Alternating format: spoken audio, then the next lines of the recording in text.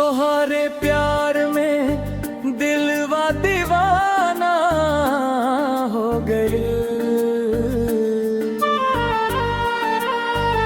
तोहरे बिना ए जानू जीना मुश्किल हो गए।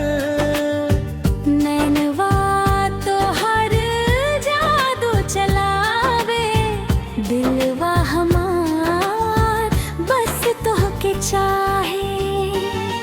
हो सजना तू बन गईलू जान, तोहरे खातिर धर के परान। तोहरे प्यार में दिलवा दीवाना हो गई।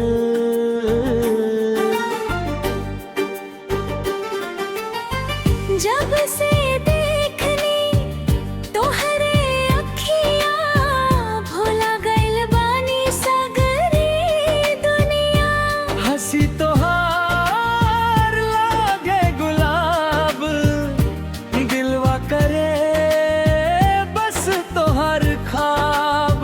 चांद भी फिका लागे रानी, तोहरे आगे हार जवानी।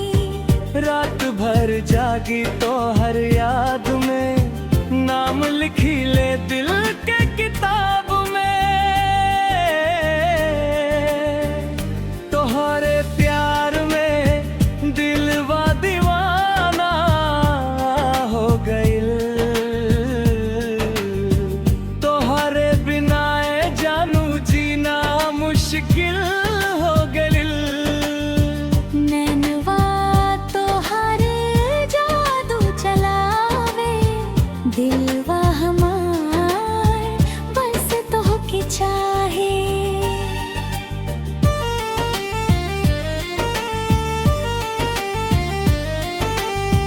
बरसात में भींगे चुनरिया, दिलवा बोले प्यार के बतिया। पायल के छन छन मीठ लागे, तोहरे संग हर सपना जागे। गाँव के गली में घूमी साथे,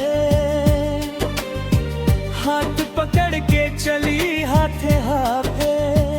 रूड़ा बिना सुना लागे जहाँ, तू ही बारू दिल के अरमान।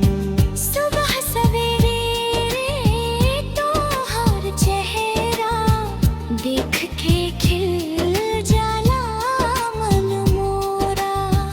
तोहरे खातिर सजनी गायब, प्यार वाला दुनिया बसाइब।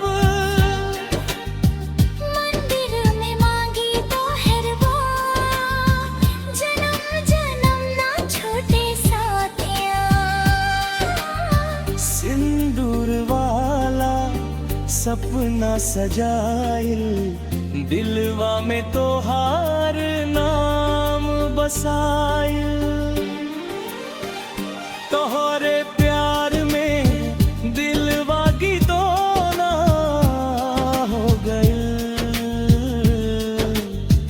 तोहरे बिना ए जानू जीना मुश्किल हो गइल।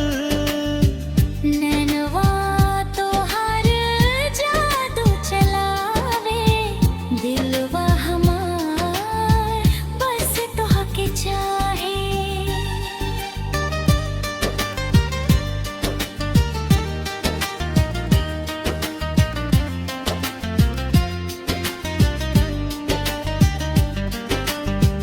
नदिया किनारे बैठ के सोची, कब होई मिलनवा रोची रोची।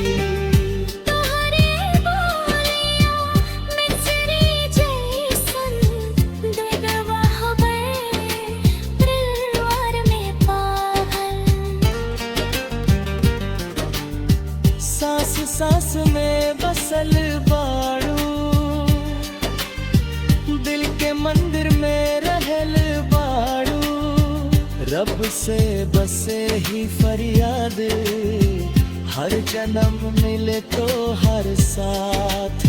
मेले में झूला झूलब संग, गायब प्यार के मीठ सगम। चूड़ी के खन खन दिल लुभावे, तोहरे संग जिंदगी मुस्कावे। आजा सजना